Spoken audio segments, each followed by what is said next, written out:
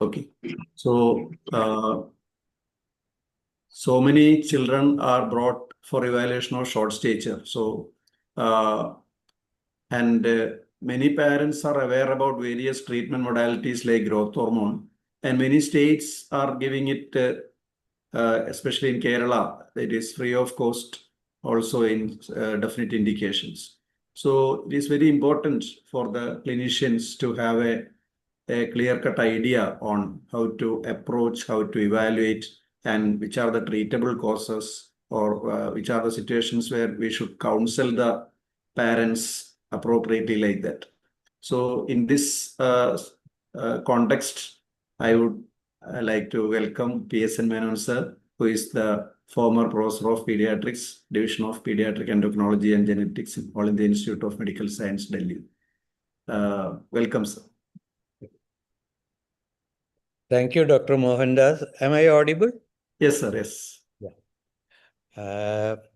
First of all, I would like to thank the organizers of this particular postgraduate teaching club of Indian Academy of Pediatrics, Kerala, the president of the IAP Kerala, Dr. Riaz, a very good friend and a colleague, Dr. Jose, past president, and then I saw that Dr. Anandakeshwan also is supposed to be there as a part of the organizing team, Dr. Mohandas, and other colleagues who are there. I think one of the most common endocrine topic, which is seen by actually practicing pediatricians, is actually short stature. So in today's session, I want to just highlight the important aspects of the practice of or approach to a child with a short stature by a postgraduate entering into pediatrics. I think the same applies to even people who are practicing for a number of years in pediatrics and also in other specialties related to stature and other disorders. So let me start with the first one. Right. The US. Spain is fighting back with the actually learning objective for today's session, as because we are actually now thinking of what are the competencies that we should actually develop for a postgraduate. So what we are trying to do today is to learn through a case-based discussions the approach to diagnosis and management of short stature due to any etiology in children and adolescents. So since this is a case-based discussion, I have some of the postgraduate students from various medical colleges in Kerala also a part of this session. And I would like them to be actively involved in the discussions. And I hope that the other postgraduates and other teachers probably who have some query also can join with their on the chat. And I am sure that the webmaster will properly caution me about any hands going flying high, on any aspect of discussion that is going on. I don't mind being stopped in between and ask questions. The second aspect that we will be looking at would be on a detailed analysis of short stature due to any etiology, whether it is endocrine or non-endocrine. Thirdly, we actually want to look at the investigative profile of short stature, especially growth hormone stimulation tests, and also other screening tools to confirm the diagnosis of growth hormone deficiency. This is particularly because now Government of Kerala is one of the governments which provide growth hormone therapy for specific indications under the title of growth hormone deficiency and also under the banner of rare disorders which are supported by either the state or by the center to provide growth hormone therapy. For example, Turner syndrome, Prader-Willi syndrome, Russell-Silver syndrome. We will discuss these conditions also as we go along. Also, it is not just growth hormone or growth hormone therapy alone. Now I think we are changing the name from growth hormone to growth promoting therapies. So we are now going to study and see current and emerging growth promoting therapies and the rationale for their use. With this background, let me proceed with what is the common short stature profile that we see in a general outpatient clinic, either in a medical college or in a district hospital or in a private clinic center where pediatricians are now providing care. The challenges and choice will vary depending upon where you are practicing and also what is the type of clientele that are coming for referral or advice to these clinics. One of the most important things that has happened over the last decade is that there is an increased awareness about stature among children and also their caregivers. So many a time the consultation is just not for abnormality, but because the query that my parents are asking, is my child growing normally? This is because there are several screening programs that are happening simultaneously. Children are being checked of their height and weight in the schools. Also, they are being checked in the Anganwadis or other health promoting or promotion centers who are consistently checking. Growth measurement is actually part of the screening of all vaccination programs where children are weighed as well as their height is measured. And sometimes somebody may point out to the parents that your child is probably not growing all that well. So the parents may come, not because they felt that the child is abnormal, but because they want to be sure that my child is growing. And I think it is our responsibility to allay fears and also to advise parents and the children, if they are old enough, to check whether they are growing normally, whether any interventions are needed at that particular time.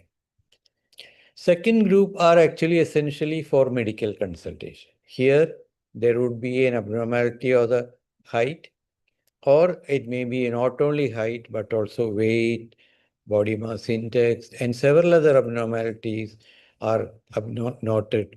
And the children need specific consultation, they need investigations, they need appropriate counseling, and then probably they may need therapy.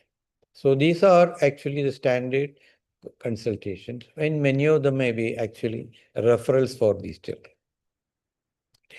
The third important aspect actually for the pediatrician is to pick and see whether which of these children who are coming to you, either as a referral or a primary consultation, are variations of the normal or what we call as normal variants of short stature or tall stature for that matter.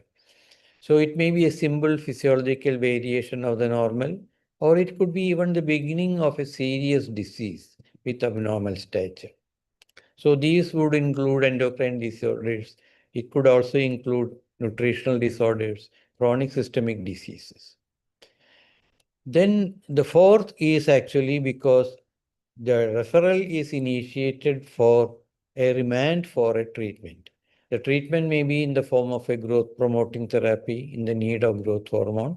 The parents come and say that my child may be knowing normally according to your chart and growth records, but I feel that they would benefit by some intervention to improve their height, improve their weight, and can these children benefit by these type of therapies? Now there are all sorts of growth promoting therapies, for example, using growth hormone itself for non-deficient conditions. Growth hormone can be used for metabolic disorders.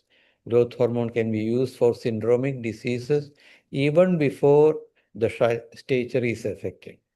Similarly, growth promoting therapies are there for obesity, reducing weight, increasing for or improving weight for some particular condition where the child is not putting on weight and the parents are told that they will improve as the child keep on gaining weight. So a lot of conditions are there for seeing whether the short stature is needed for the therapy or growth promoting therapies are there.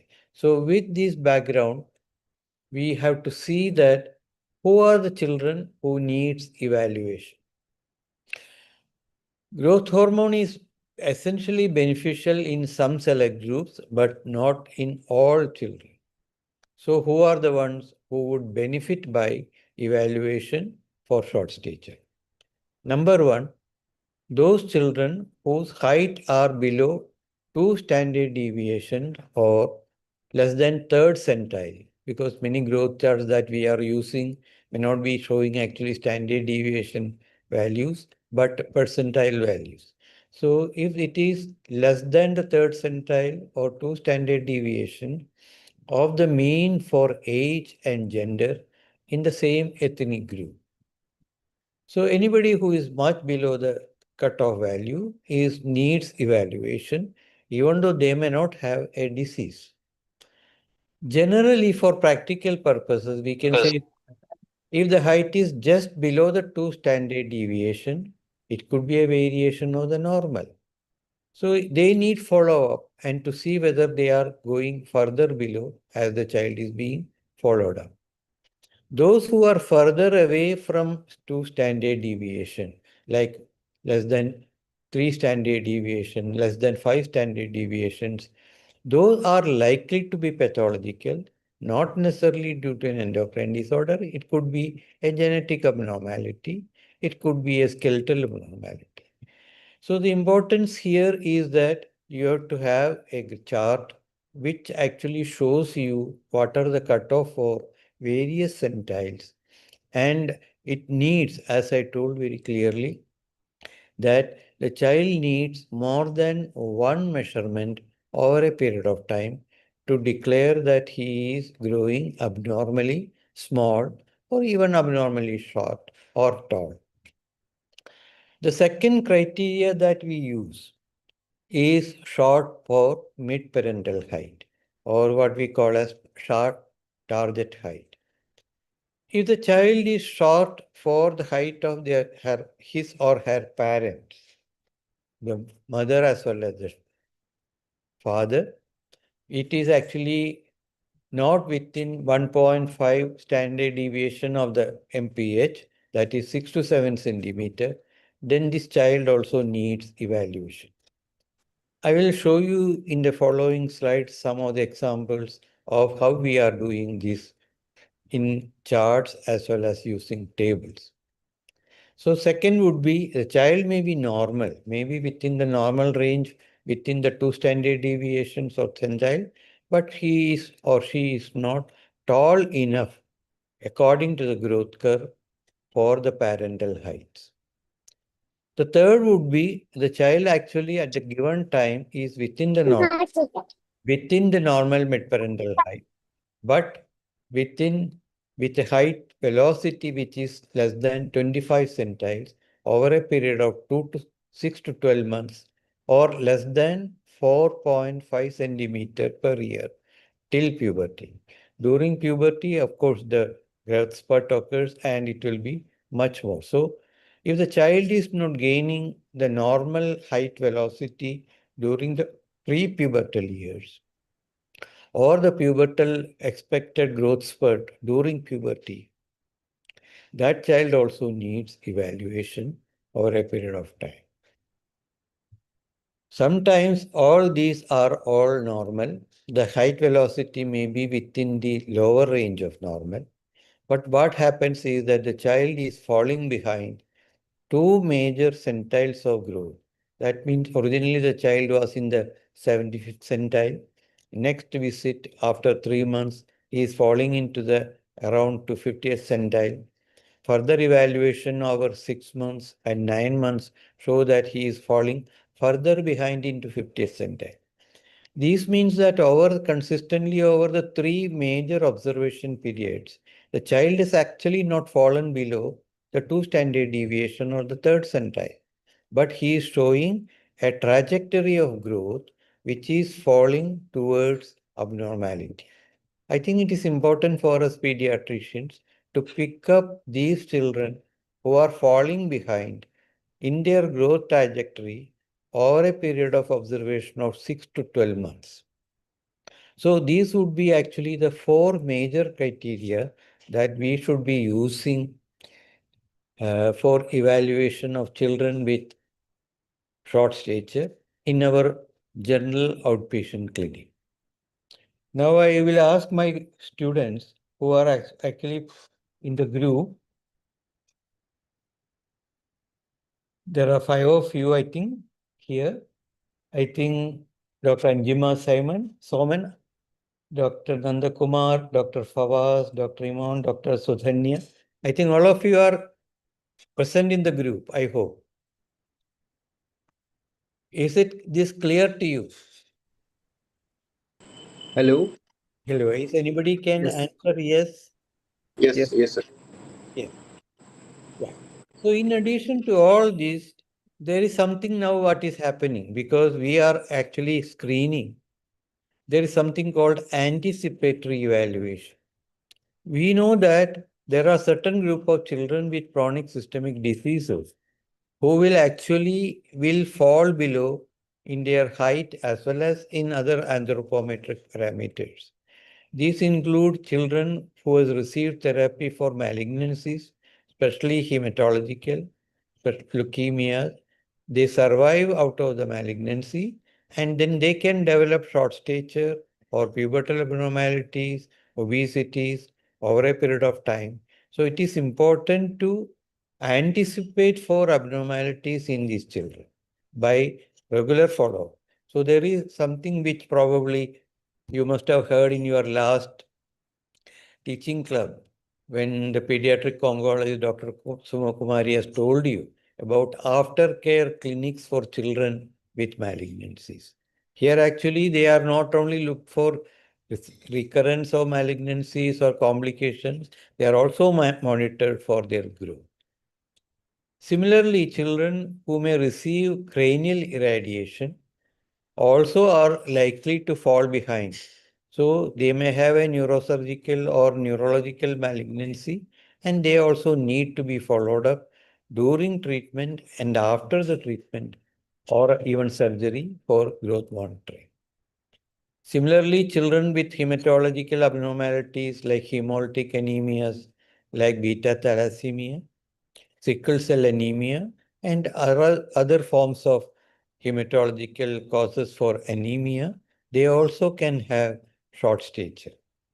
So they have to be monitored. They will receive treatment. For example, currently, not only they have treatment with the chelating agents, but also bone marrow or stem cell transplantation is also possible.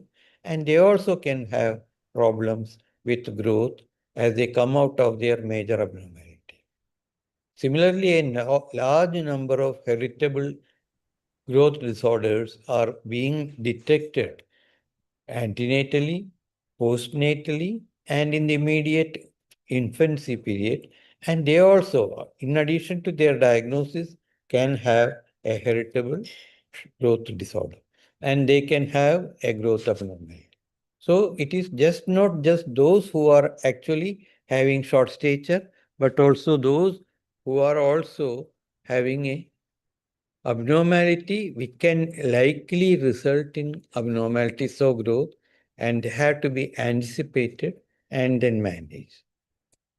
So with this background, let us see what is the first tool that you need for monitoring child for short stature or height or weight abnormality.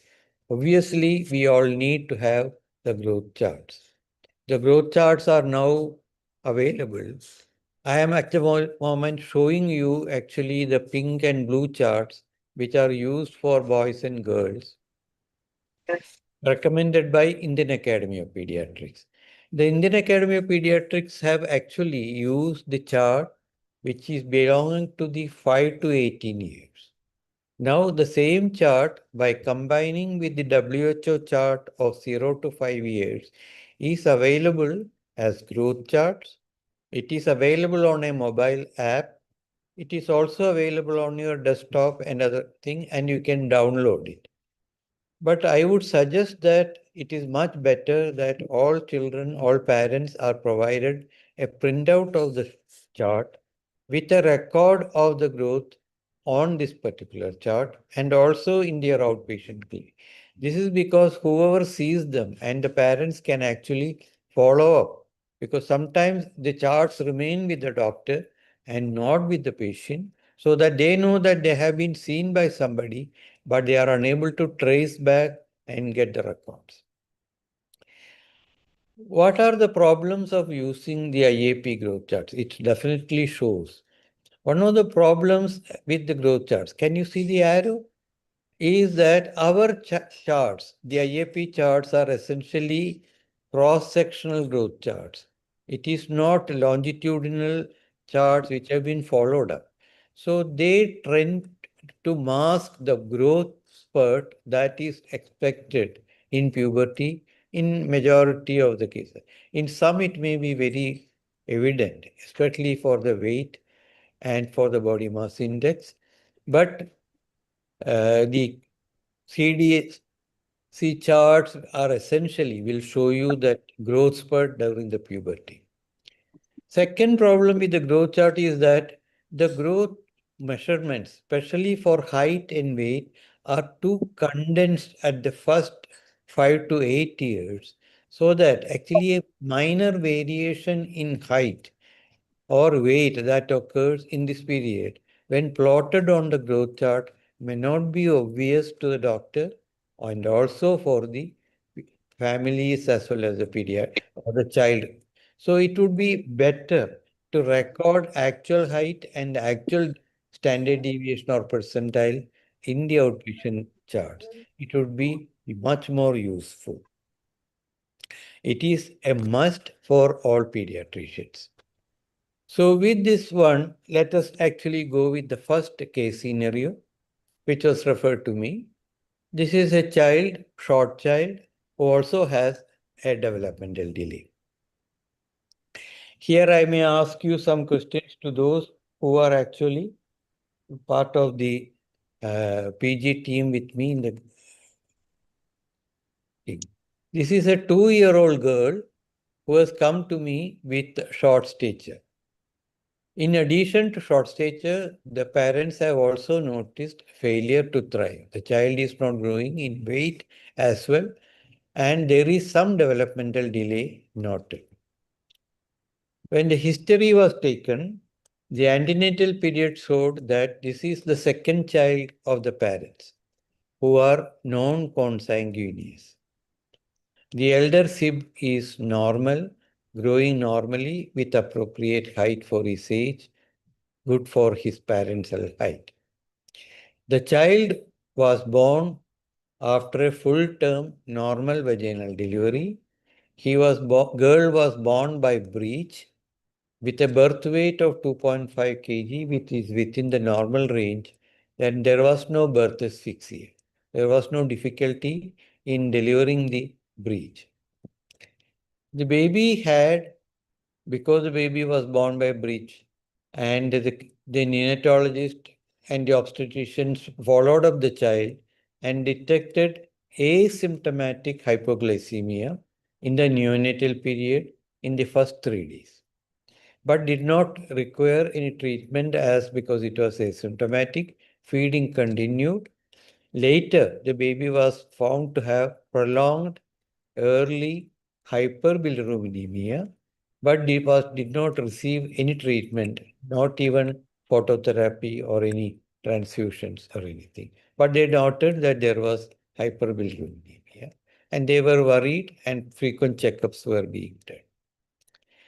The child was otherwise normal. She was breastfed and was continued to have good feeding in the early period. Weaning was started after around 6 months of age, along with express breast milk. The parents were less concerned about weight and length in the first year of life. There is no history of any vomiting, constipation, loose stools, seizures, jaundice subsequently in the follow-up period after infancy. Feeding, because the child was not growing, failure to thrive, The mother was feeding, expressed breastfeeding because she was working. Weaning was normal. According to the pediatrician and the nutritionist, the diet was adequate for age. But parents by this time had found out that there was a developmental delay with a delayed sitting, delayed standing, and walking. The baby was just started sitting at around 1 year, standing by around 1 year, 3 months, and just started walking by 2 years. Also, the parents noticed that the first tooth has erupted at the age of 1 to 3 months, and by 2 years, the child had only 4 erupted teeth. So I have given you a history, and for the sake of those who are not in the webinar room, the highlights which are clues for a diagnosis are given in green. One clue is that the baby was born by a breech delivery. The baby had asymptomatic hypoglycemia. The baby had prolonged physiological jaundice. The baby had probably normal growth in the first early period. Feeding was normal, yet there was developmental delay with a delayed dentition.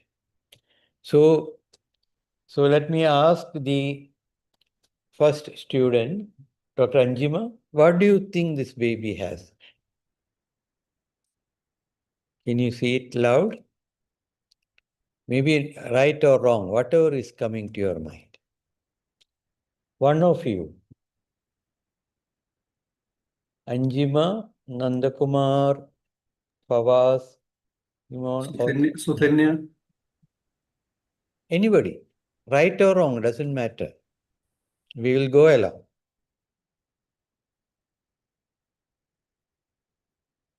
Since they are not coming out, they are little.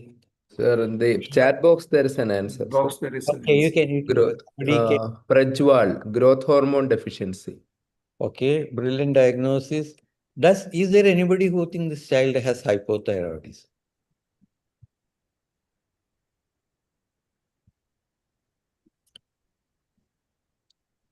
It's okay. I think this child had early onset short stature with developmental. So with that thing, we will go and then examination of this child. This child has a clinical appearance of the face as shown in this photograph. For those who are not able to appreciate, I will list the abnormalities. The child has frontal bossing, very prominent, much visualized by the haircut the child has. Fontanelles are not open, both anterior and posterior are all closed. The baby has a pressed nasal bridge and has got a prominent philtrum. He has actually, you can see that there is some sort of mid-facial hypoplasia with an immature doll-like facial appearance or facies. What you cannot see, but I could not get in any video. The child has high-pitched voice, very sharp voice. And when I examined, the child has normal dentition for the age. It was not delayed. The delay was there in the beginning. The extremities, both hands and legs, were all normal. No skeletal deformities. The upper segment to the lower segment was normal. The baby was proportionate. And a systemic examination did not show any abnormality in the form of anemia, chest findings, cardiac abnormalities, no hepatosplenomegaly, slight prominence of the abdomen, nor she's a girl, so there was no abnormality of the genitalia. Now, Prajwal or anybody else who has anything else to add to the diagnosis or suggestions? People can write in the chat box. I am also checking the chat box. Yes, somebody has written hypopituitarism, I can see. Hypopituitarism with growth hormone deficiency And somebody has suggested Prader-Willi syndrome. Prader-Willi syndrome, the finding which are missing in this child is hypotonia. We cannot really make out hypogenitalism in a girl. And the other features, the facial features are not typical of Prader-Willi syndrome. Does anybody think the child has hypothyroidism? Still nobody. Does anybody think the child has an associated chronic systemic disease? So let us go. I think quite a number of people have picked up the diagnosis of growth hormone deficiency, probably because of the telltale signs of growth hormone deficiency shown in this particular clinical slide. So let us go to the next slide. This child was seen by a third-year PG senior resident, and he had done brilliant investigations. In fact, actually, he had done more than normal. This is what happens when you have a lab which provides in one go all the tests. The child had a CBC, complete blood counts, which showed a normal profile for hemogram, no abnormality. The kidney function test showed a normal blood urea nitrogen, creatinine, sodium, potassium, and chloride profile, suggesting probably there is no abnormality of the kidneys. The liver function test showed a normal total protein, albumin, ALT, AST, GGT, and alkaline phosphatase, suggesting that there is no major liver abnormality in this child. A metabolic profile showed calcium normal, phosphate normal, magnesium normal, even though not indicated in this child, and alkaline phosphatase normal. So somebody thought, the senior resident also thought that he may have probably a metabolic problem, and a venous blood gases showed normal steady without any acidosis or abnormality. The urine specific gravity was slightly on the lower side, 1005. Unfortunately, osmolarity could not be done. Microscopy was negative and pH was not done. Because of nutritional problem, because the child had failure to thrive, the stool microscopy was done and it was normal. There was no giardia or worm infestations, but pH and other studies were not done. Bone age, as you can see in this particular case, showed 2 carpal bones, no epiphyseal centers for the metacarpals or the phalanges have appeared. And if you compare this with a Grulich pile atlas, it is appropriate for a newborn baby up to 2 months. And if you look very carefully, you can see that probably the center for the radius is just making its appearance. So this is generally 2 to 3 months, and for a 2-year-old child, it is grossly abnormal. Because the born age was greatly delayed, the resident had also done a thyroid evaluation, which showed a TSH of normal range, 2.39. Usually at this age, we would expect any value more than 10 as abnormal. Because it was a girl, he also has done an FHH level, which we will discuss with it later, whether it was right or wrong to do such tests, whether all these tests are necessary in a given test in a child. It is normal for age and also for prepubertal status of the child. So what do you think this child has at this particular time, and what test will you do for this? What additional test you will do as the next test for this child? Anybody in the audience? Dr. Yas, you can actually update. Vitamin D estimation. Vitamin D estimation is generally is a good test, but it's unlikely in the absence of normal calcium, normal phosphate, and alkaline phosphatase. So I think the senior resident was thinking for hypocalcemia and phosphatase. And also, vitamin D deficiency is not really picked up from the X-ray because you can see that the lower bones are looking fairly good. So you should also think about vitamin D. In this particular case, it was ruled out because of that. And I would not do, unless specifically indicated, a vitamin D levels in this particular case. Yes. Any else, any other test that you will do? Free T4s. And somebody has suggested growth hormone stimulation test, and somebody thought that this child has all the features of growth hormone. I am just supplementing that this child could have a growth hormone resistance because he is extremely short with all findings of growth hormone deficiency. Good suggestion. I really appreciate this comment. Arushi has said that it is free T4. Well, exactly, good. You may find normal TSH levels, and if you have central hypothyroidism, TSH levels may not be elevated at all, and you should actually do a free T4, and if not available, a total T4 levels to make sure that there is no associated hypothyroidism. Sometimes both free T4 and both TSH may be within the normal, low normal ranges of weight. One good suggestion has been that next we should go ahead and do an IGF-1 and IGF-BP3 test. And somebody has said that we should go ahead and do growth hormone. Thank you. I think I really getting some participation from the group. So exactly. Let us now see what my senior resident did. He went ahead and did a growth hormone stimulation test.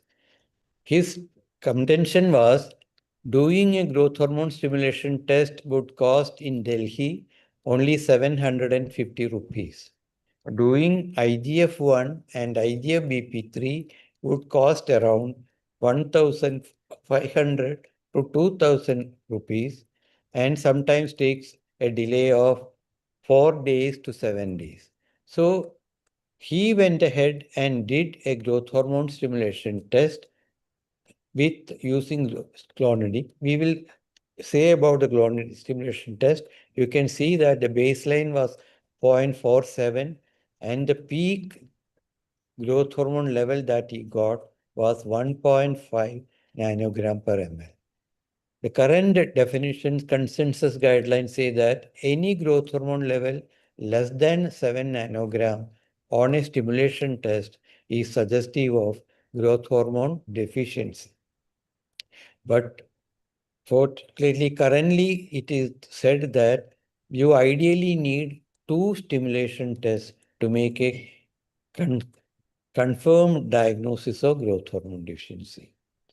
So because you had a TSH which was normal, an FSH which was normal, he also did a serum cortisol level.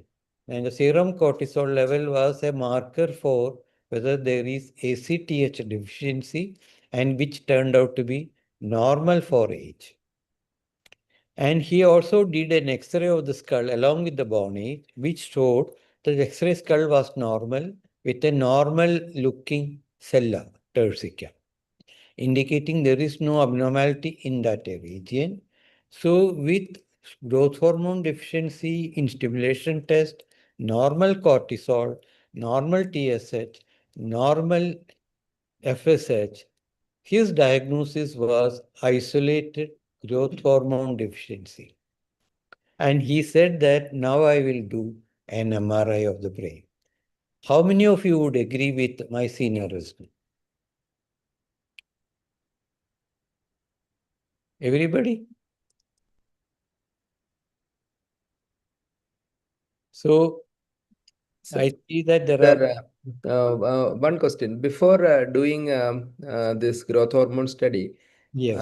We would have tested the thyroxine also, isn't it, sir? Like, Yes, ideally it should be done. But I did not put up this value because it would give a clue for the discussion. That is why I did not give it. Yes. So ideally you should do free T4 along with TSH. And if you have facility, not only do FSH but also do LH, or FSH and LH are not available, do a testosterone. And if you have facilities, you should do an IGF-1 and IGF-BP3 level. We'll discuss that as we go along. So with this, we further went ahead and did a MRI of the brain. And here is the MRI. And those who are probably not very clear about the MRI findings, this is the cellular region. Here you can see in the cellular, you can see slightly curved sickle-shaped anterior pituitary lying here. Very few people can visualize any stalk here. There is a prominent mammillary body here, and there is a hyper-intense posterior pituitary, which on coronal section you can see is displaced here with an empty pituitary cellular here. So the diagnosis given by the pediatric radiologist is that the anterior pituitary is present, posterior pituitary is present. He is unable to visualize the stalk. So there is an interruption of the pituitary stalk with ectopic posterior pituitary. So there is a transection of the pituitary stalk. So this you can now link up with the breech delivery that this child had. So this child has at this moment an isolated growth hormone deficiency due to hypoplastic anterior pituitary or hypoplasia of the anterior pituitary with pituitary stalk interruption. And then further evaluations were done, and then he was started on growth hormone therapy. So now you have a case. So whether this child had other hormone deficiencies, we will come to that as we proceed. Anybody has questions on this particular finding? On radiology findings or the diagnosis? Somebody may ask you, did you do a second stimulation test? Yes, we did a second stimulation test. This time we used with insulin under monitoring after admission. It confirmed again the growth hormone deficiency. IGF-1 levels and IGF-BP3 both were low normal for this particular case. So the diagnosis was not resistant growth hormone deficiency. So let me move ahead. So you saw how a workup of child with short stature has done, how stepwise approach makes you diagnose whether the child has abnormal pituitary and leading to a short stature. So it is important when you see children with short stature to classify. How do classification helps? Classification helps just for not diagnosis, but in decision making. Because usual classification is primary and secondary growth disorders. If you classify them as physiological variants, then definitely you can counsel the families appropriately. For example, those with genetic and familial short stature, where the parents are also short due to some normal variation or abnormality, or whether the child is not reaching the ultimate height because of a constitutional delay in growth and puberty or CDGP. You can also look at primary growth disorders. Some children who are born with small for gestational age do fail to catch up. So the period of observation for SGA children is supposed to be for 2 years and a maximum of 3 years. If they do not catch up by the end of 2 years or 3 years, depending upon your criteria for your rare disorders, you are considering them with primary growth disorder. and they may be benefited by growth promoting therapy. There are children with syndromes like Turner syndrome, Prader-Willi, Silver-Russer syndrome, genetic disorders with achondroplasia. They are actually primarily genetic disorders where there is height is impacted, and they should also be treated very early in life for an appropriate gain in height. So primary growth disorders are important. What are secondary growth disorders? Secondary growth disorders are growth affected by a primary chronic systemic disease. Can give you an example. A child with leukemia receiving treatment for years would actually be having short stature in the following period after recovery. A child with thalassemia can have similar. A child with chronic systemic disorders of bowel, for example, an irritable bowel syndrome, or a child with inflammatory bowel disorder, a child with cystic fibrosis, child with liver disorders, chronic liver disorders, chronic kidney disease, chronic rheumatological disorder, all would have likely to develop abnormalities of growth. So here the primary abnormality is the one which require treatment, and maybe you will do a chronic growth promoting therapy after the primary disorder is treated. And lastly, there would be children, irrespective of all these tests, in which you cannot make any etiology and they may be labeled as idiopathic short stature. We will discuss them also in a few minutes. But in practical purposes, this takes a lot of evaluation follow-up.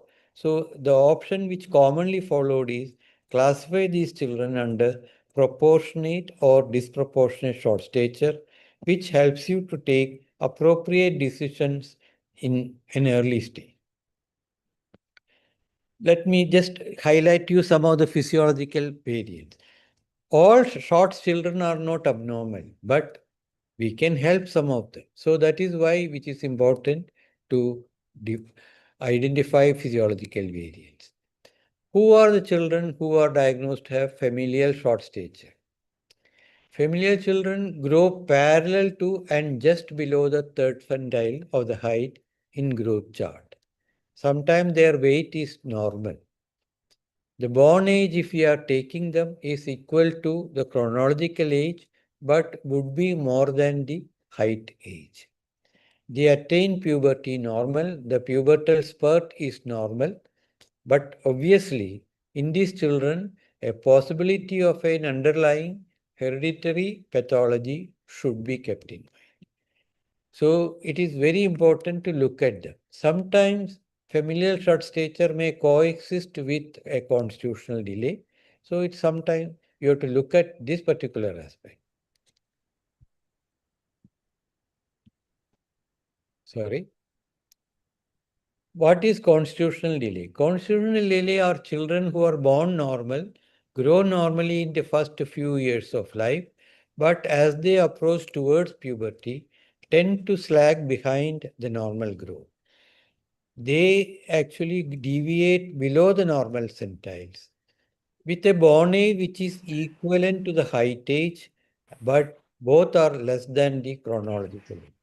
We'll see some examples as we go along.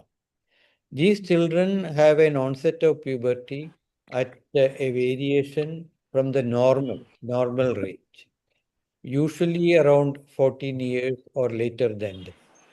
But sometimes it may be because they may have a hypogonadism, underdeveloped testes, or improperly developed ovaries, which are responsible for the delayed pubertal timing. So it is important to differentiate them from causes of delayed puberty or hypogonadism. So these are the variations. These probably we may not intervene at the beginning. We may intervene if the variation is becoming too much concerned for the child and the parents. And there seems to be an underlying etiology as we investigate. So they cannot be just left alone. They will have to be investigated. Here is an example. Here probably you can see that this is the growth chart, which you can see the IAP growth chart. When you really look at growth chart, what is the first thing that you have to record is the target height at the adult height. The target height is calculated by the midparental height. Again, we will come to the formula. And we have to target that and then look at 6 centimeter or up to 10 centimeter, depending upon the parental height, a trajectory has to be provided. And we have to see at any given point whether the child is approaching that particular target. For example, here at the red line, orange line probably, you can see that the child is continuously behind the third centile throughout the thing, growth, attains puberty, but ends up at the child's for at a lower centile below the target height, so below the centile. But you can see that here I have given the target height for the parents. The target height for this child is normal. So this child would be labeled as familial short stature at any given point of time. Obviously, we have to pick up this child much earlier than before 18 years or 20 years. Let us look at the child who is following the green line. The green line was actually normal in the beginning. At around 4 years to 5 years, he starts deviating to normal, continuously maintains a profile below the third centile, enters into puberty at around 15 to 16 years of height, gets a growth spurt, but ends up just within the lower deviation of the target height. So here is an example of constitutional delay in growth and puberty. So these children also, weight also is required actually to find out whether they have abnormalities in weight at this given time. Look at this child who is actually growing with third. This child at any given point of time is within the normal range. But at the time examination, he is within the 3 and 10 centile. But he was to begin with within the 50th centile. He was around 50 to 75%. So he is actually crossing the centiles as the child is growing normally. So he is abnormal. But here I have given you his weight percentile. Even though he is falling in height, he is tending to fall or increasing in weight as the abnormality of short stature is noted. So what do you think this child has? Anybody in the audience? What could be the possible cause of short stature or abnormal growth trajectory with an increase in weight in this particular case? Anybody has a guess?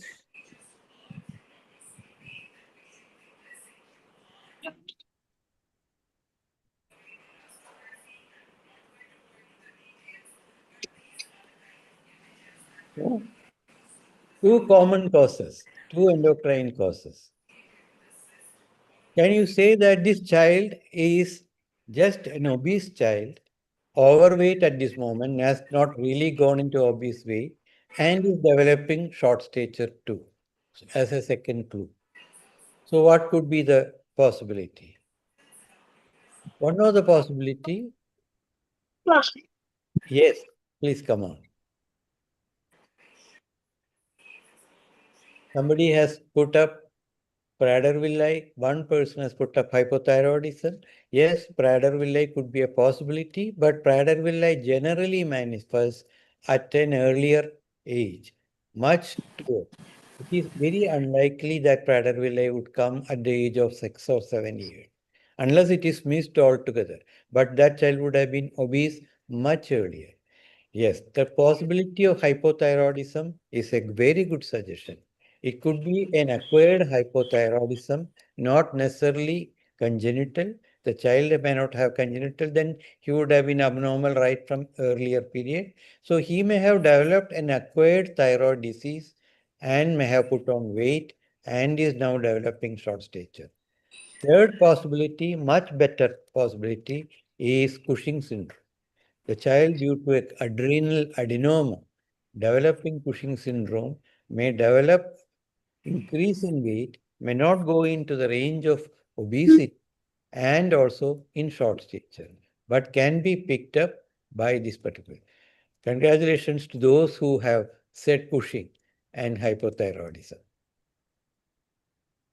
So it is important. This actually, the purpose of this particular chart is to show that single point measurements, you may miss the diagnosis. Consistent plotting on growth charts will help you to pick up a diagnosis.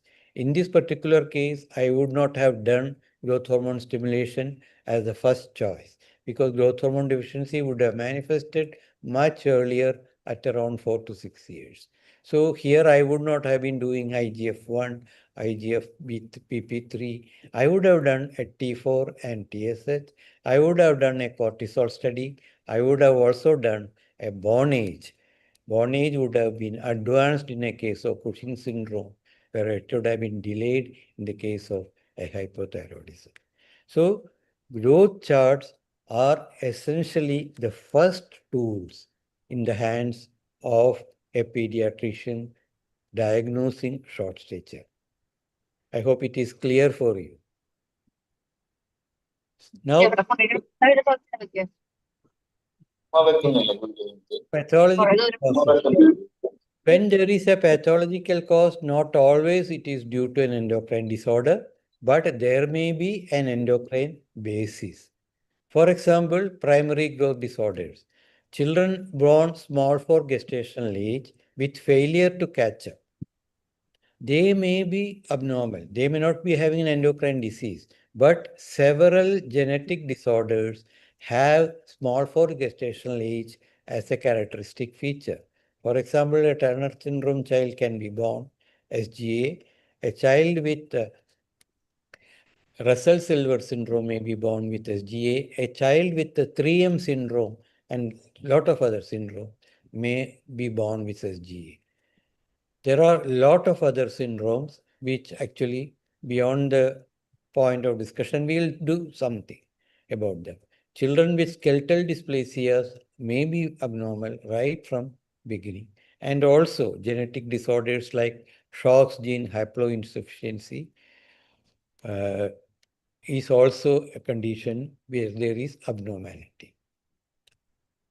What is important of all these conditions is that when you are assessing these children with primary growth disorders, you have to actually use disease-specific growth chart. On the right side, I have shown you a child's Turner syndrome. We have actually Turner syndrome growth charts available in India for Indian children, prepared by genetic team. And here I have superimposed the genetic growth chart of Turner syndrome children on the normal growth chart of a girl. And you can see that Turner syndrome girls, even if they are growing at the 90th 7th centile, plus 2 standard deviation, are generally below the 3rd centile of the normal growth. So at any given time, a Turner syndrome girl is abnormally short. So girls with Turner syndrome may not manifest with other features. They may come to you only with short stature. So it is important to think of Turner syndrome in all girls with short stature. Another point to note is that if you start plotting these children on the normal growth chart while treating them, a Turner syndrome girl can be treated with estrogens. A Turner syndrome girl can be treated with androgen. Steroid androgenous can also be given, anabolic steroids can be given, growth hormone can be given. Here actually a child with Turner syndrome was given growth hormone therapy.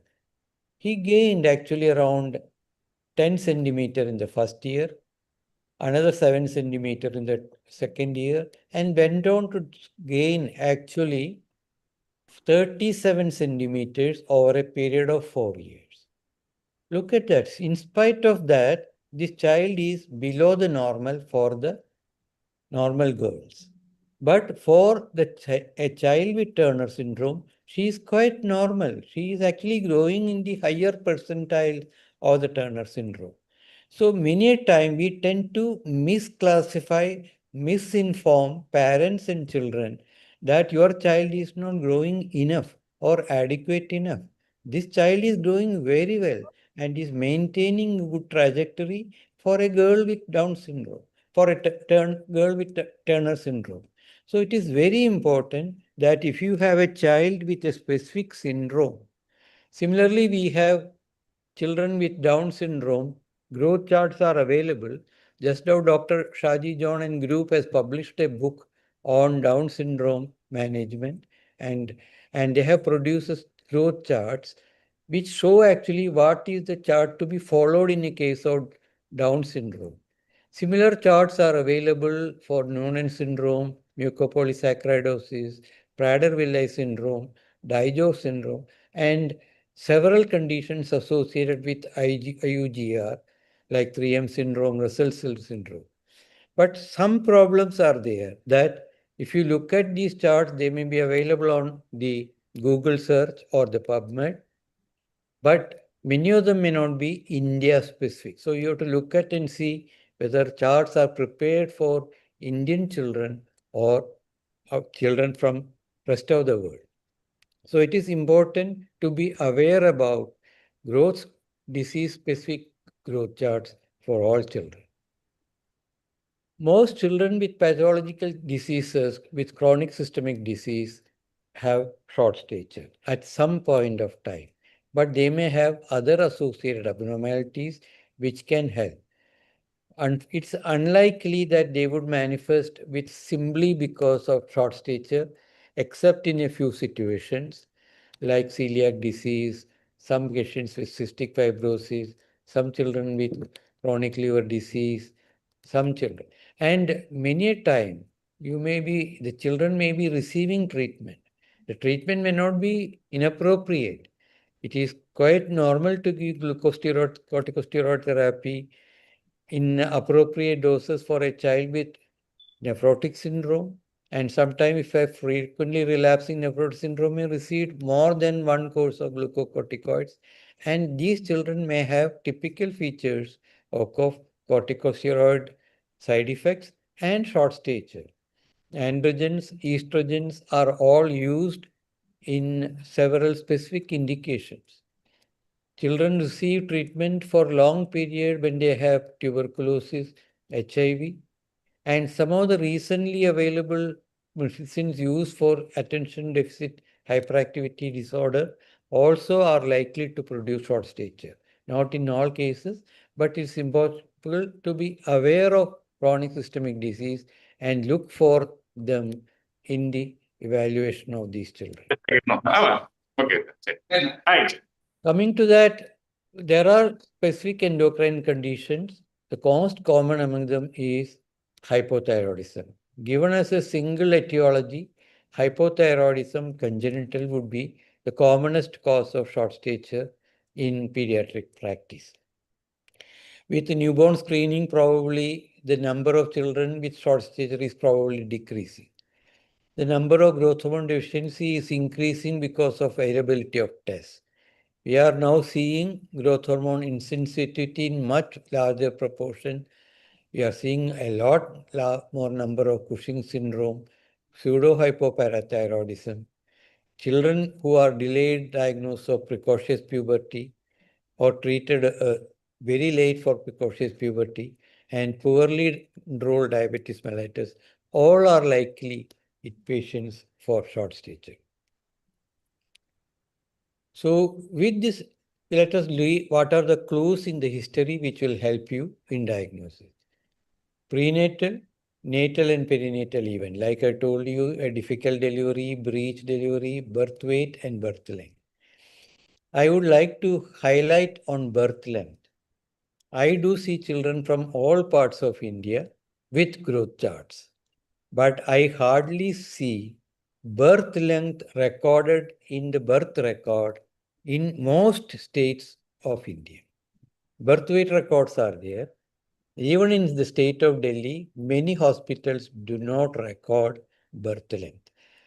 Like head circumference, weight, length also is an important measure to be recorded at birth.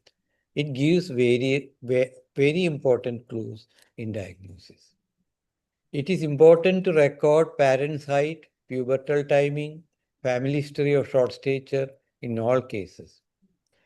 Important to note when did the parents observe short stature, how severe it is, and growth records. Developmental milestones and condition. School performance, these are important because acquired causes of short stature may have abnormalities in school performance only beginning late. Pubertal development, detailed system-wise history, at least 1 or 2 questions should be asked to ensure that major systems are not involved. It is important to take a psychosocial factor history in all children with short stature and detailed history of medications, whether it is allopathic, Ayurvedic, homeopathic. It is important to record all clues in history. To diagnose, let us start with a growth chart. So we will start with measuring first. You have to use a stadiometer for children who can stand and infantometer in children who cannot stand or both you have very significant growth deformities. Probably infantometer in infancy are recorded. Record all previous heights and weights readings on the growth chart, whether they are correct or not. We know that height does not decrease, but respect the measurements given by your colleagues. It is very important. It helps you in measuring the growth trajectory. We spent about target height recorded at the parents at the growth chart. It is an average of parents' height plus 6.5 centimeter for boys or minus 6.5 centimeter in girls. Plot MPH at 18 to 20 years on growth charts. The range of normal is plus minus 8.5 centimeter. If the parents are short, the range will be roughly 6.5 centimeter. Many times when you see the children, you see that the parents have abnormal disproportion. The father is probably abnormally tall or too tall, and the mother is very short. You may have a mother who is just 150 centimeter and the father is 160. When you calculate mid-parental height, it goes to the average and may sometimes misrepresent the growth perspective from the maternal point of view. So there is something which Tanner himself has said about this particular situation, what we call as regression to the mean. If you are looking at parental height with disproportionately different parents, then we should actually use 8.5. If both parents are short, then you use 6.5. And lastly, you should always calculate growth velocity or height velocity in all children. Anthropometry and body proportions are helpful to avoid unnecessary investigation.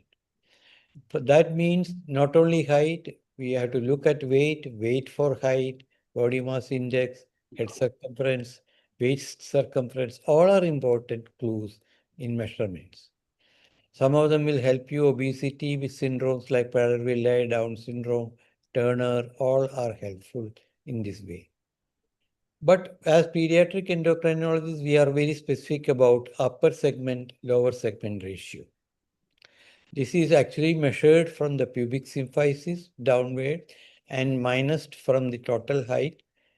And it is increased in patients with Morquio syndrome, spondyloepiphyseal dysplasia.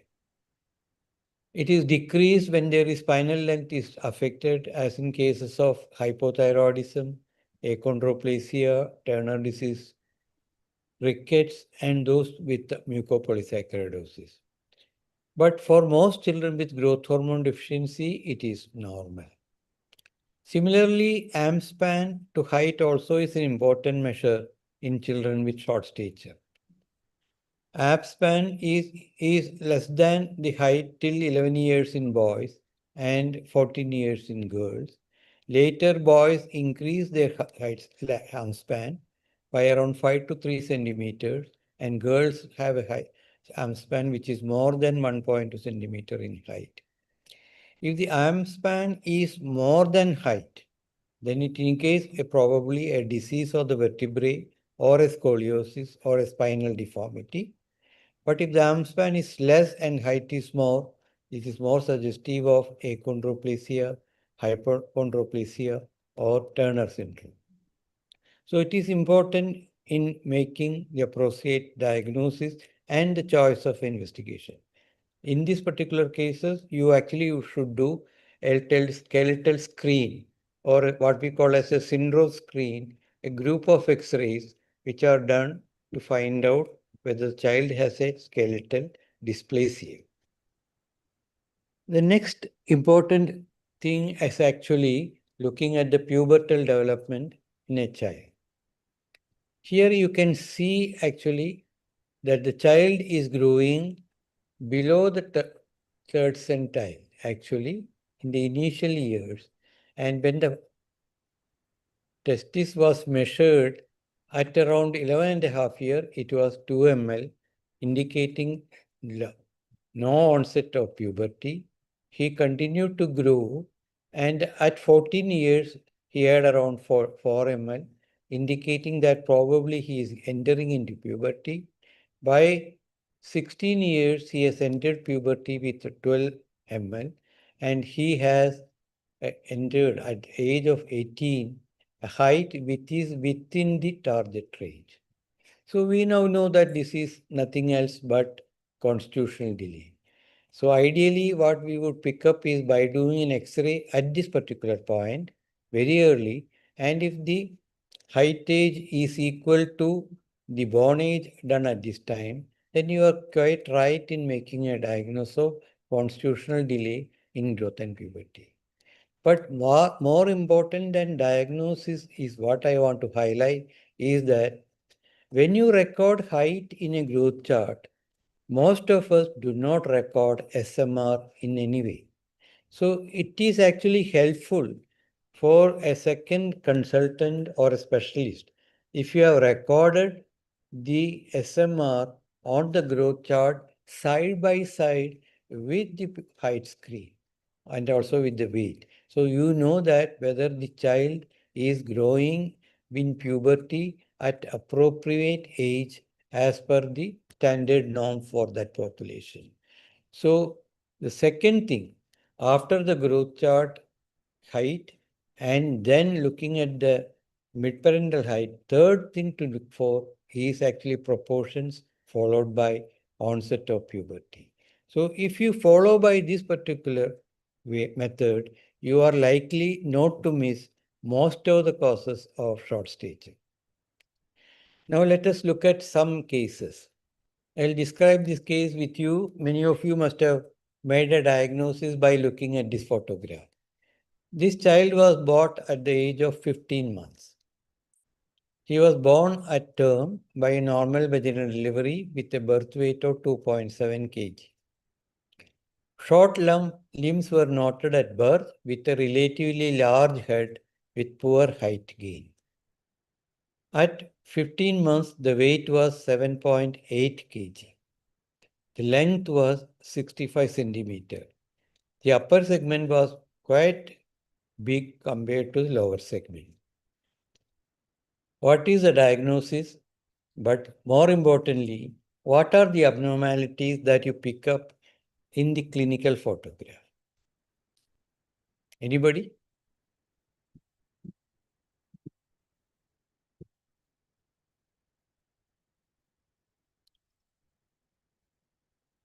Many people have already said it is achondroplasia. And congratulations to Jaya Gopal for making the trident hand. I think you must have seen one case.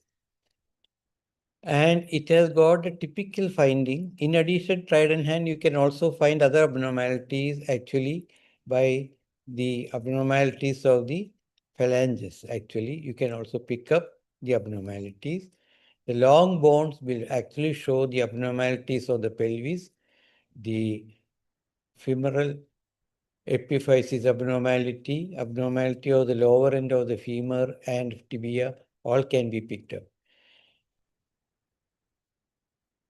Yes, somebody has come out with a beautiful description of the X-ray pelvis. Actually, X-ray pelvis shows the scoop abnormality of the femoral head.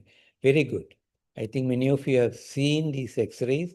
So you have a diagnosis of achondroplasia in this particular case. It could be even a hypochondroplasia, but that would be actually diagnosed by a skeletal survey as well as by genetic studies. So let us now go to the next slide. Achondroplasia, as you said, there is a disease-specific chart that is available. She is short on the normal chart, but normal on the syndrome-specific growth charts.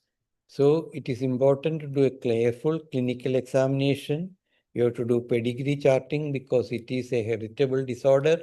You have to do a skeletal survey to detect all possible abnormalities, and if possible, genetic studies now, because some cases of achondroplasia at the moment have a treatment available under the category of rare disorders. So it is important to pick up these children as early as the first year, or as in this case at the age of 1.5 years, to provide good prognosis on height and skeletal abnormalities. So what are the points that you will look for in a clinical examination?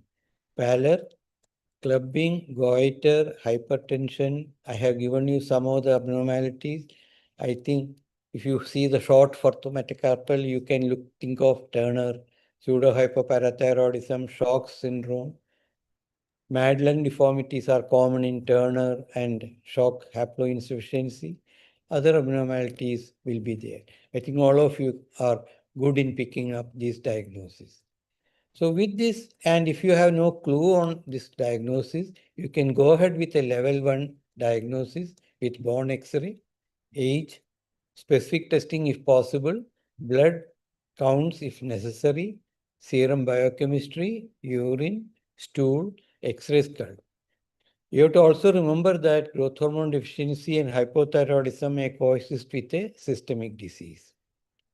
Second level investigations depend on whether there is an abnormality on screening tests.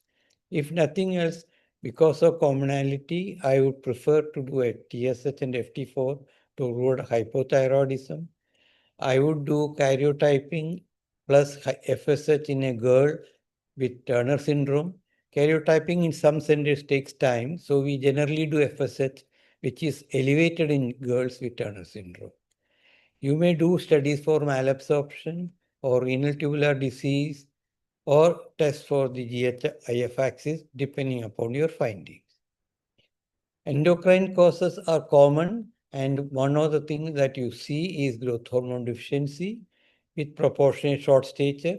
These children have typical facies, excess amount of fat around the axilla, on the abdomen, hypogonadism, underdeveloped, and then they may have actually hypoglycemia in the neonatal period. Diagnosis of growth hormone deficiency is based on oxologic and hormonal criteria. Doing a GH test in a fasting sample or a random sample has no meaning. It could be normal, it could be low, so it has no meaning whatsoever. To make a diagnosis, you have to do a provocative stimulation test, either using clonidine, insulin, but common practice is to do clonidine. Ideally, you should do a 1-day admission or daycare to do the stimulation test, because it can produce hypotension, hypoglycemia, and the child should be sent back home only when he is completely normal. The cutoff level is 7 nanogram. For lab and research purposes, insulin is used. For children who are peripubertal, you have to do sex steroid priming. If the child has abnormal TSH, you have to correct hypothyroidism before doing GH testing.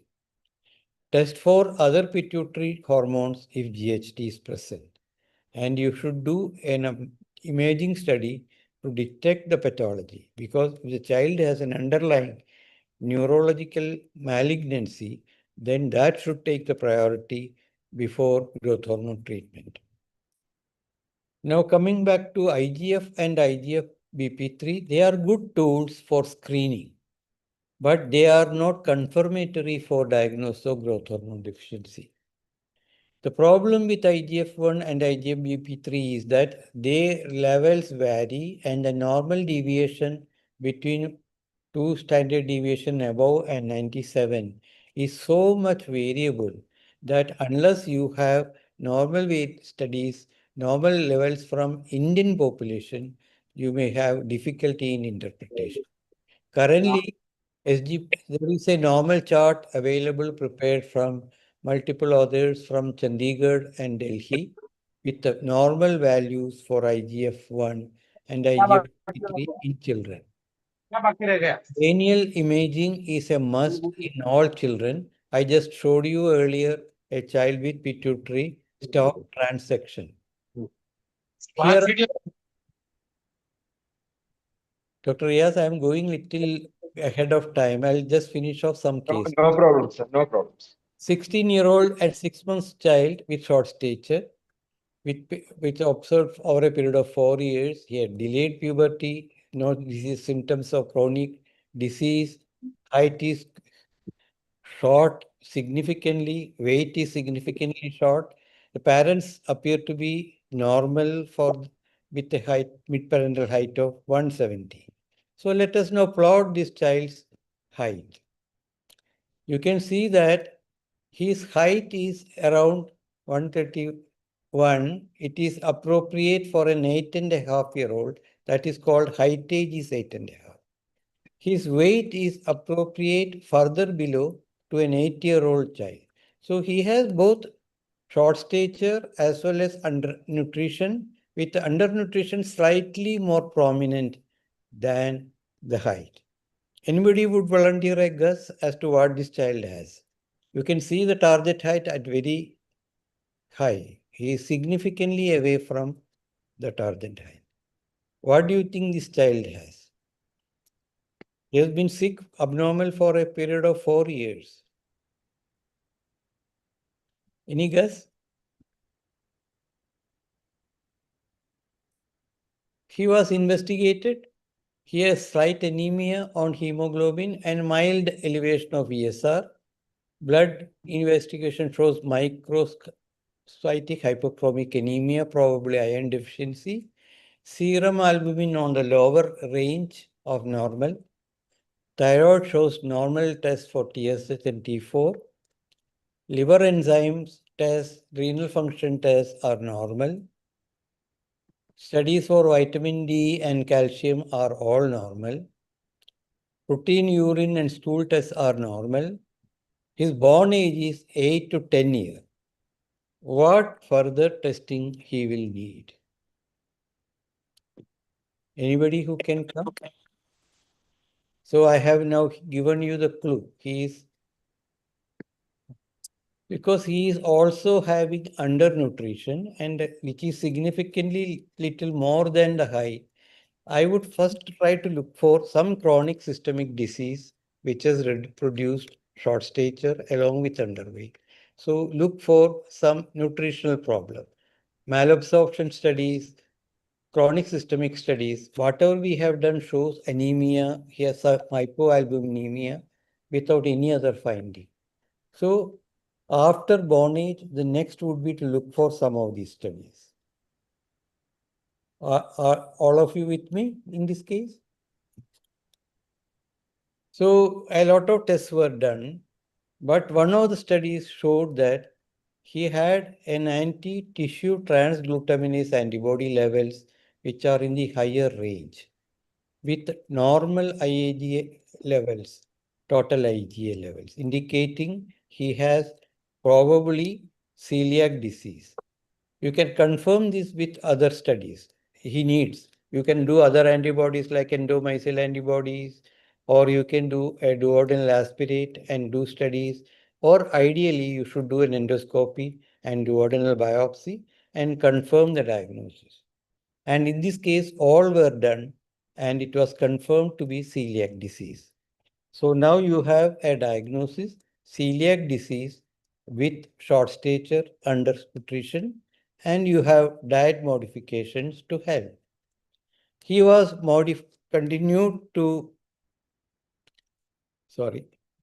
continued to follow up with this particular diagnosis, but you have to realize that celiac disease have other associations, including endocrine manifestations.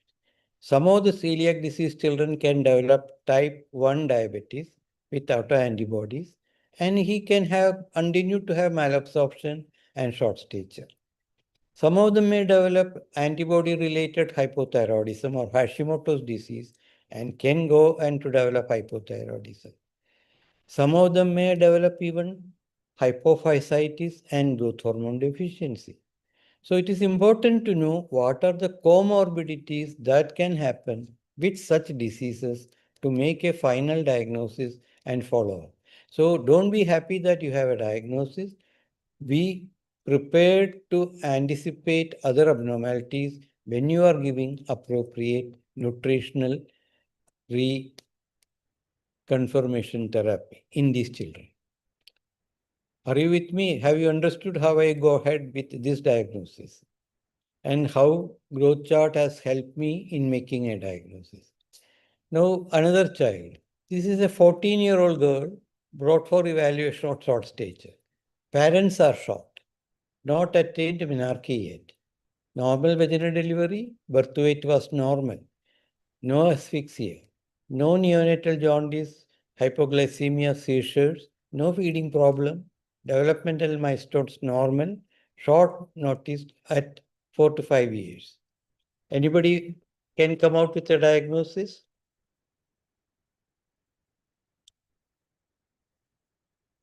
Yes. Here is the anthropometry. You can see that she is significantly short for height and weight, and mid-parental heights are also short. There is an answer in the chat Can you box. read it out?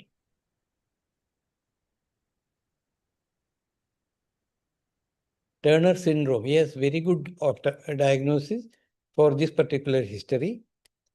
Is it just Turner syndrome alone? That is the question.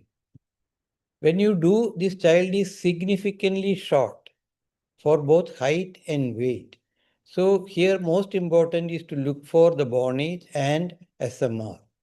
That would definitely say that just no Turner syndrome is not enough in this particular case.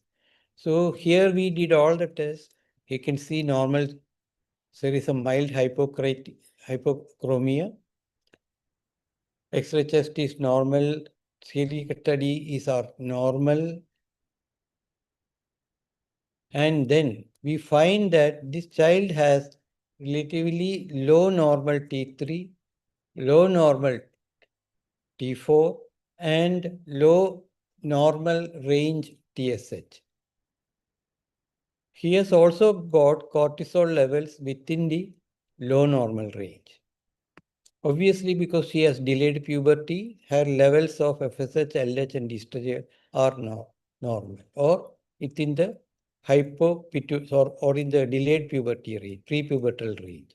So this child has probably what we call as central hypothyroidism and also adrenal deficiency due to ACTH probably. Ideally, you should do an ACTH level or a stimulation test.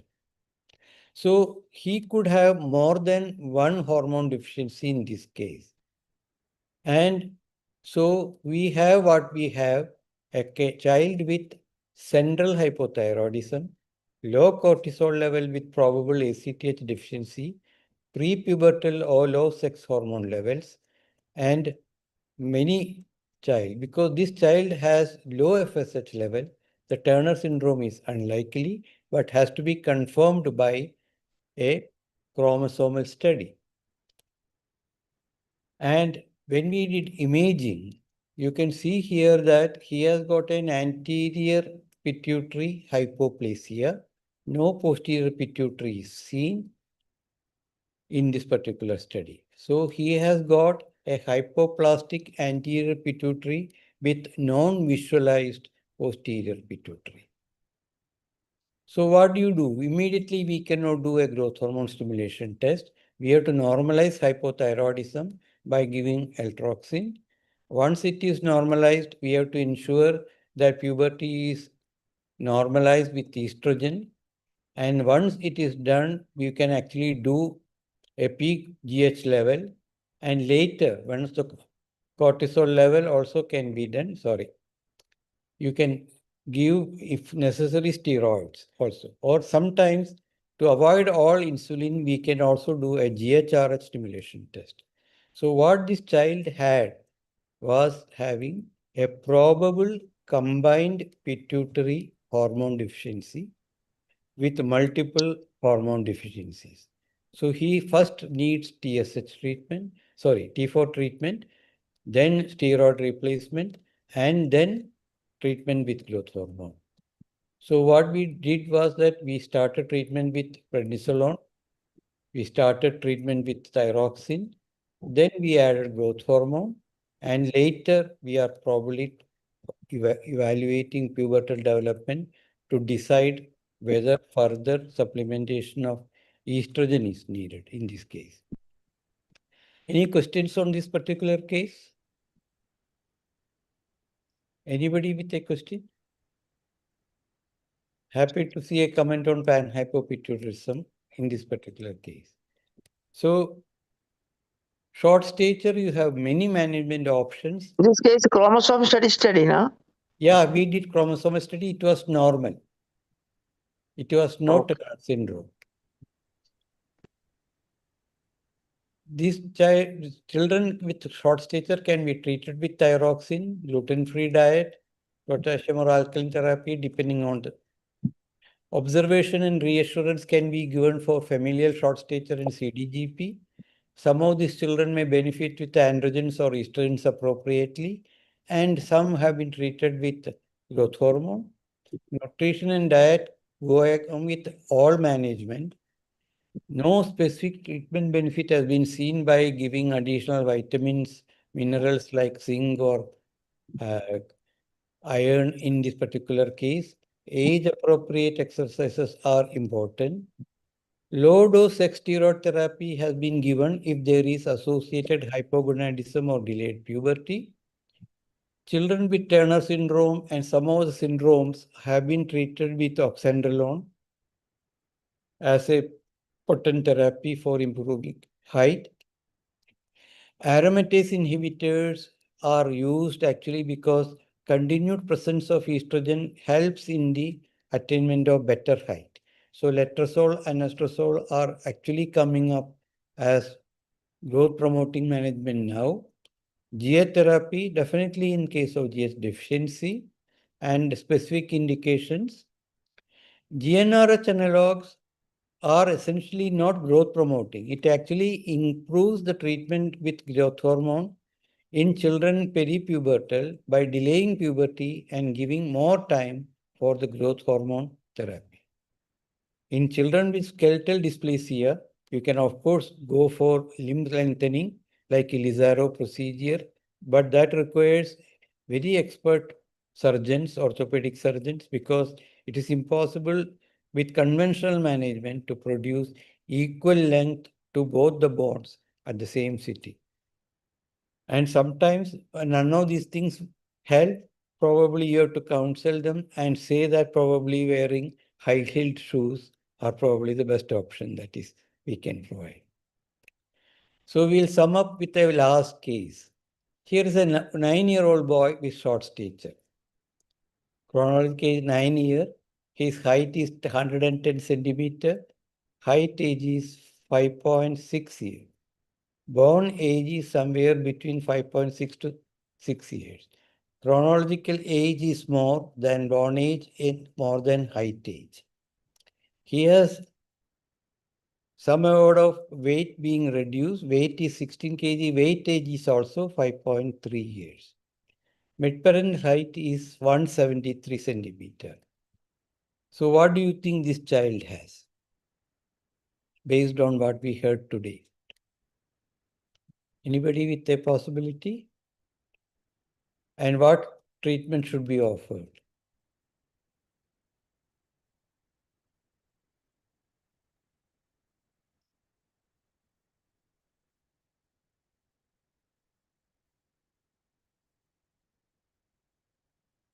No options? Anybody in the faculty also are welcome to give an option. Okay, we did some more studies. CFT, KFT, kidney function test, LFT are normal.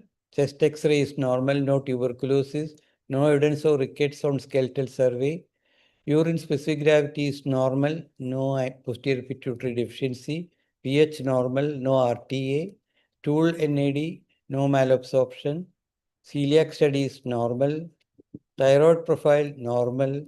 Cortisol also normal.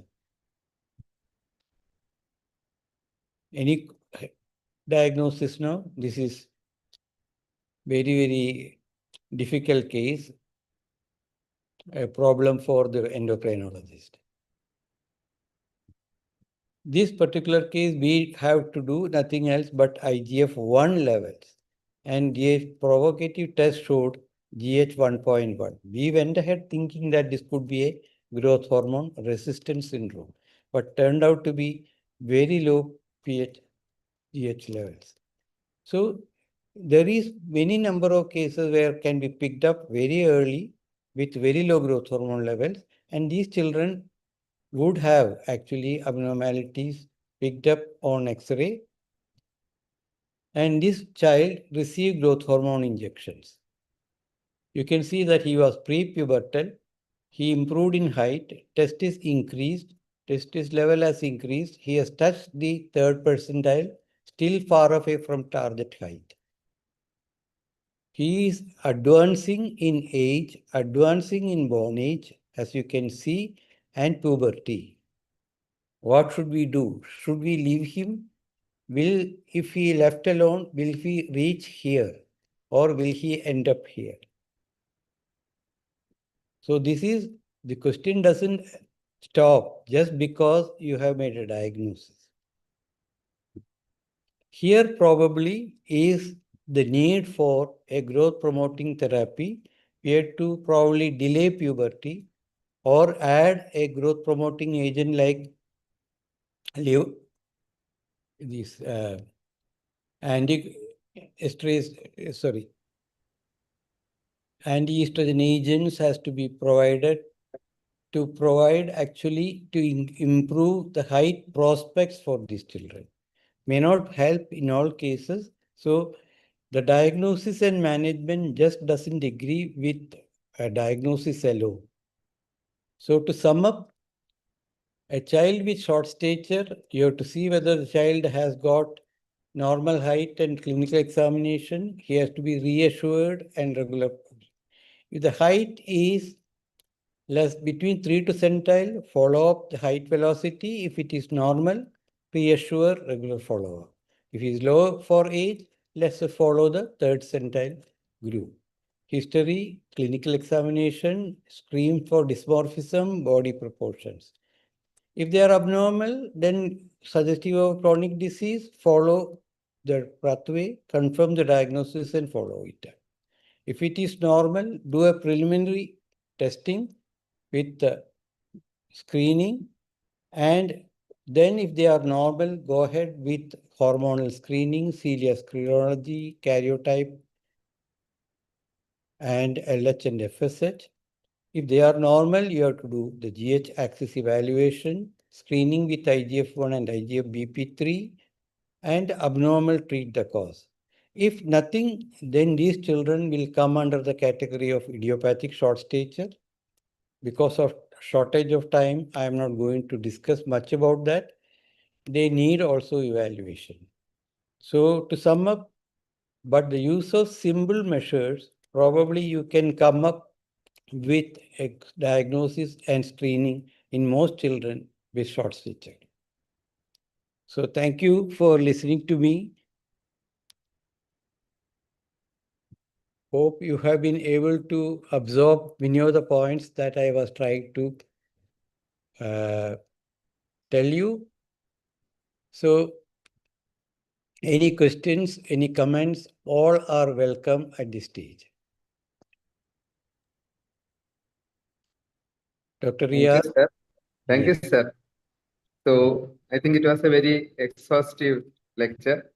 Sir, we will be putting this in our website also. So students Yes. can actually revise, and Yes. those students who are not joined can also listen to it later.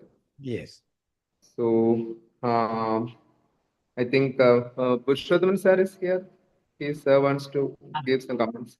Exhaustive. Purushothaman, nice to see you. Oh, thank you, sir. It was an exhaustive coverage, sir. I enjoyed. Yeah. No more, nothing left for commenting, sir. Suggestions which we need to take up areas, a few very important points. We should be adding the neonatal length in the card. That is one thing we should be adopting, sir. Sir, we were teaching one standard deviation is 4% of the height Yeah. bar length. Is that That actually, it is current teaching is that. But unfortunately, what is happening is that we are using cross-sectional charts data at the moment. We do not have really sufficient longitudinal data for any particular age group. The only longitudinal group that is available is the MGR study, MER study, which is only for 0 to 5. Sufficient number of children have been followed up sequentially. But between 5 to 18 or 20, we are all using data from cross-sectional studies. So at the moment, I am told that IAP, ICMR, and several other agencies are on the workout for a longitudinal study. Probably it will be a mixed longitudinal, taking up children at different age groups, follow up at least for a period of 5 years, including the period of puberty. Till that comes, the exact calculation of 4 to 5% seems to be uneven in our charts. You can see that actually, especially in the weight, the dispersion of data is so much. And then we have to really look at ethnic variation. For example, Kerala children being compared.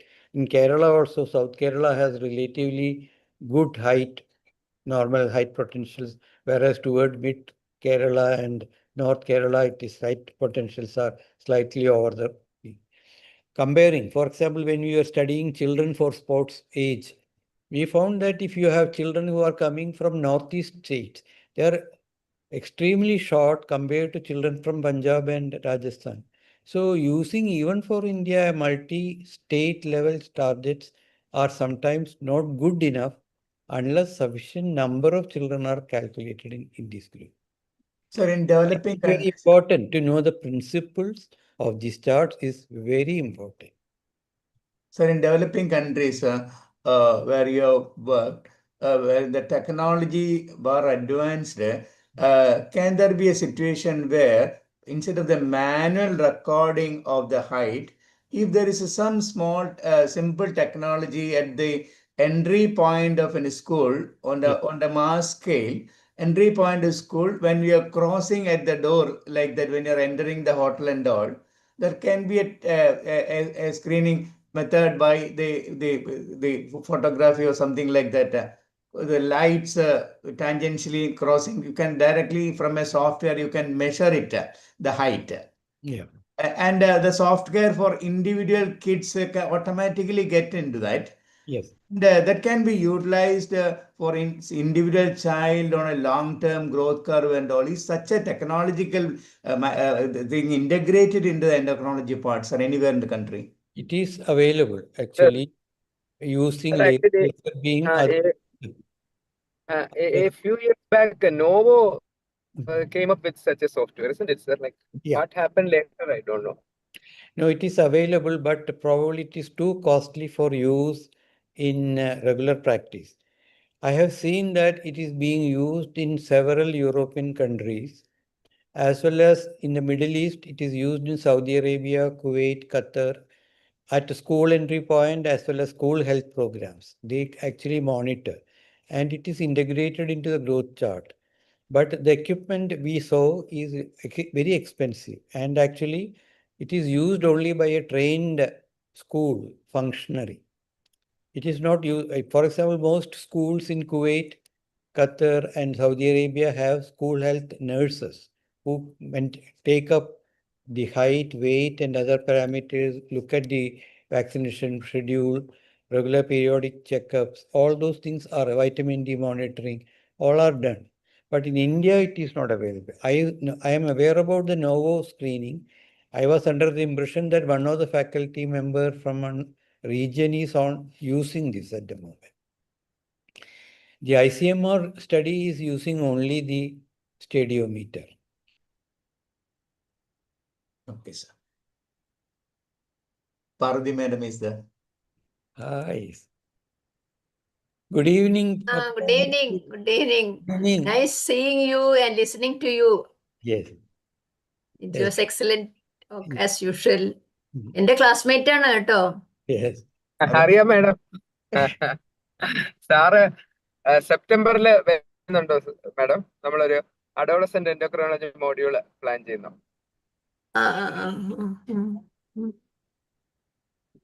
I think I have learned a lot from Parvati's work, and I think all of you teachers from Kerala have actually promoted growth monitoring, growth recording in a wonderful way, which is an excellent module for most of the other states.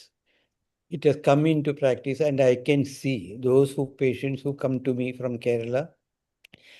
I have yet to see somebody without a growth chart. But I would actually just want to highlight, you can go one step and say that let them also add in the Length. puberty recording. Length. Birth length. Is missing everywhere. Birth length. അതാണ് birth length is missing in most of the hospitals. Missed out, actually. It may be taken, but it is not in the record available. Yes. It should go a long way. I think many of the students actually are aware. Actually, in interactions, we have found that PGs in Kerala are very good in growth monitoring. The first case, I think the features were very much like isolated growth hormone deficiency. But somebody asked me the question, I forgot to answer whether. Why you were asking about hypothyroidism? Because this child at this moment, because the child was seen by a pediatrician, he thought that the child has good weight with short stature. So he thought it is hypothyroidism, even though he has typical features of hypothyroid. Growth hormone deficiency.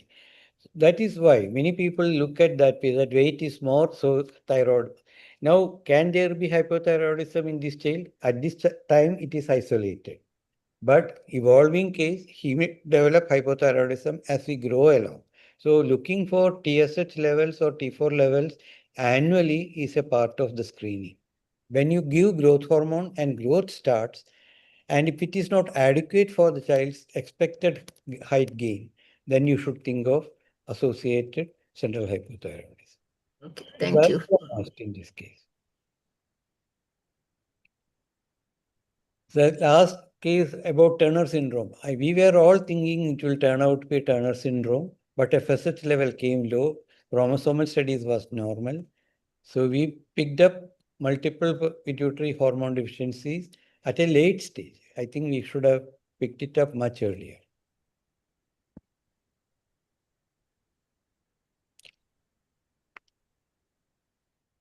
Any more comments? So if there are no more comments, if Gobi is here, Dr. Gobi. Gopi is not there. I call upon Dr. Deepa Anirudhan, who is the Secretary of Endocrinology Chapter, to offer the vote of thanks. Deepa.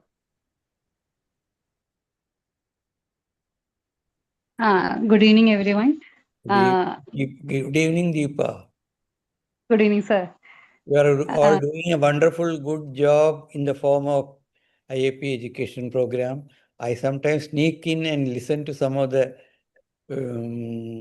doyens who have come in the program. Some of them were very excellent. Learning is always a continuous process. You are doing an excellent job. Thank you, നമുക്ക് sir. സാറേ ഒരു വളരെ strict ആയ ഒരു head master ഉണ്ട്. അതാണ് നമ്മുടെ Purushothaman sir. അതുകൊണ്ടാണ് ഈ പരിപാടി മുടക്കമില്ലാതെ നടന്നു പോകുന്നത്. You need somebody at the top who is good. Purushothaman പുതിയ പേര് കിട്ടി.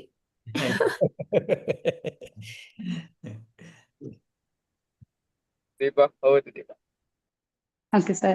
First of all, I would like to thank our dear PSN Menon sir for an excellent talk and systematic way of presenting each and every case. It is a very useful for our PGs and also for the practitioners as well. I also thank our senior pediatricians, Purushottam sir, Parvati madam, and other senior teachers for their wonderful insights. I would like to thank Riyaz sir and the president of IAP Kerala and also the other secretary of the IAP Kerala for arranging this talk. Thank you so much, everyone. Good night, all of you. Good night. Good night. Good night. Thank you. Good night. Good night. Good night.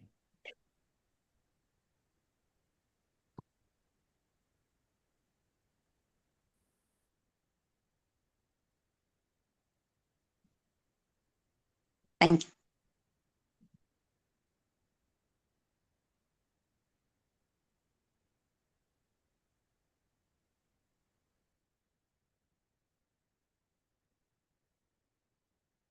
National policy as an independent agenda. Our IAP members argued that newborn is already there in the of child. Our FOXC